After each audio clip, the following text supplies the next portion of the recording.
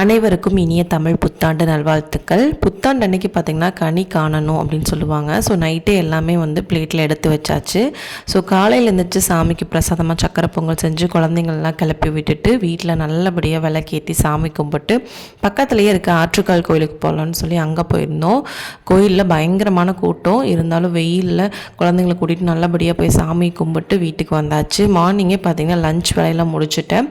So எல்லாம் back பண்ணி எடுத்துகிட்டு குழந்தைங்களை விளையாட வைக்கிறதுக்காக வெளியே கூட்டிகிட்டு போகலான்னு சொல்லிட்டு வேலி பீச்சுக்கு போயிருந்தோம். நம்ம வீட்டிலேருந்து கொஞ்சம் தூரம் தான்.